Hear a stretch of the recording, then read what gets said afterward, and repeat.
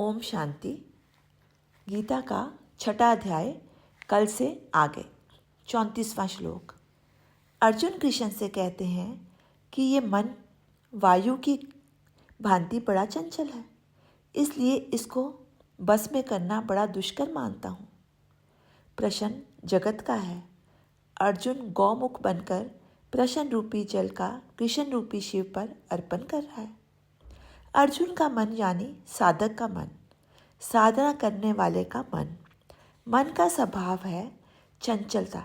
कोई भी चीज़ जब काबू में नहीं आती तो हम इल्ज़ाम लगाते हैं। मन की चेतना इतनी ताकतवर है कि शरीर के और किसी भी अंग में नहीं है। जैसे अत्यंत वेगवान घोड़े पर यदि 2 साल के बच्चे को बिठा दो तो वह घोड़े को काबू नहीं कर पाएगा। इसलिए इस घोड़े पर बलवान को बिठाना होगा। इसलिए हे मनुष्य, तुझे साधना करनी है मन की गति का सदुपयोग करने की। जब घोड़ा दौड़ता है, तेजी से दौड़ता है, तो सवार अधिक से अधिक स्थिर होकर बैठता है। इसलिए कृष्ण अर्जुन से कहते हैं मन बहुत चंचल है। इसलिए हे अर्जुन, तूने स्थिर रहने की साधना करनी है। परमात्मा ने सबको वेगवान चंचल बना दिया है, किंतु मन उसी को परेशान करता है जिसने साधना नहीं की है। उसको स्थिर करने की दान और वरदान एक ही चीज़ है। यदि सुपात्र को दोगे तो सदुपयोग होगा। किसी नगर में एक राजा रहता था जो अपने को बहुत बड़ा दानी समझता था और द्वार पर आए हर मांगने वाले को सोने का सिक्का दान में देता था। वह देता दान तो उतना उसका अहंकार बढ़ता जाता। इसी नगर में एक गरीब ब्राह्मण भी रहता था। खूब परिश्रम करता था, लकड़ी काट कर लाता था और रोज़ के 3 पैसे कमाता था। वो 1 पैसा ज्ञान के लिए खर्च करता था, पुस्तक लाता था। 1 पैसा जीवन यापन पर मतलब अपने घर के खर्चे पर करता था और 1 पैसा दान करता था। कभी कभी तो अपने लिए परोसी थाली भी सरकाकर द्वार पर आए भूखे व्यक्ति को दे देता था। राजा सब उसके बारे में जानता था और सोचता, सब आए मेरे पास, लेकिन वो ब्राह्मण इतना अहंकारी है कि वो नहीं आया। राजा स्वयं अहंकारी था, इसलिए उसको अहंकारी समझ रहा था। राजा जब इस ब्राह्मण के पास गया और कहा कि इतनी तंगी में रहते हो, चलो कुछ ज्ञान ध्यान की बात बता देना, मैं तुमको सोने के सिक्के से माला माल कर दूंगा।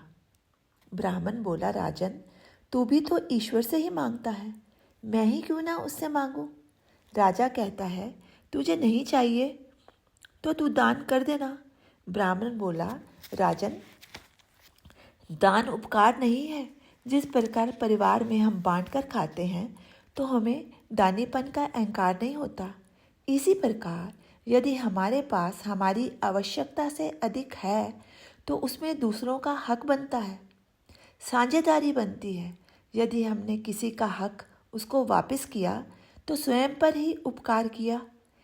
इस उपकार लेने वाले का धन्यवाद करता है।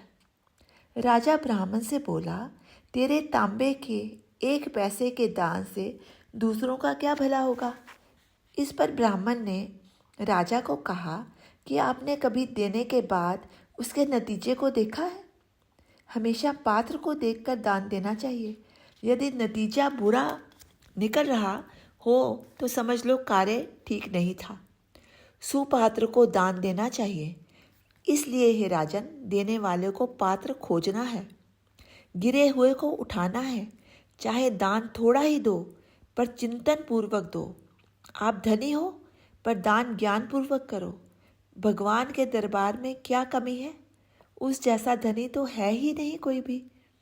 तब राजा और ब्राह्मण एक साथ दान देने निकले।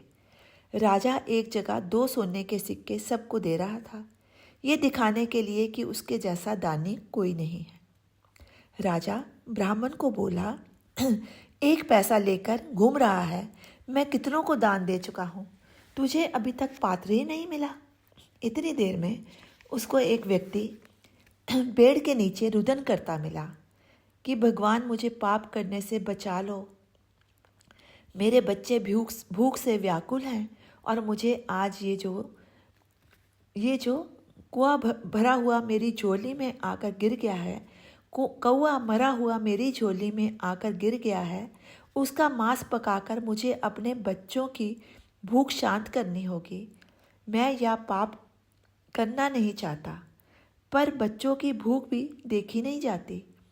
इस ब्राह्मण ने उस विलाप करते व्यक्ति को 1 पैसा दे दिया। वह व्यक्ति ब्राह्मण के पैरों में गिर गया और बार बार उसका धन्यवाद करने लगा कि हे ब्राह्मण देवता, तुम्हारे 1 पैसे ने मुझे पाप करने से रोक लिया। तुम्हारा ये उपकार जन्म जन्मांतर तक नहीं भूल सकता। और अब तुम अपने दान का परिणाम देखो राजा। राजा ने देखा, जिनको सोने का सिक्का दिया था वह शराब पीकर आ रहे हैं, इसलिए राजन दान देने के लिए पात्र स्वयं देखो। बिना सोचे विचारे किसी को भी मदद ना करो। उस मदद के परिणाम का क्या परिणाम निकला ये देखो। देने वाला तो केवल राम ही है। सारी दुनिया तो भिखारी है ही, तो भिखारी भिखारी को क्या दे सकता है। भगवान के भगत हमेशा ही आशावादी होते हैं और वह हमेशा आशा की मीठी चाशनी में डूबा रहता है। निराशा व वास्तविकता एक ही चीज़ है। जब तक आशा रखते हैं तो समझो हम ईश्वर के निकट हो गए। यदि निराशा हो जाती है तो भगवान से दूर चले जाते हैं। इसलिए भगत ये आशा बनाए ही रखता है कि इस जन्म में लायक बन जाऊंगा तो आप मिल जाओगे। यदि ना भी मिले तो अगले जन्म में भी थोड़ी बहुत कमी रह गई तो उसे दूर कर लूँगा, तो आप अवश्य मिल जाओगे। ओम शांति। शेष कल।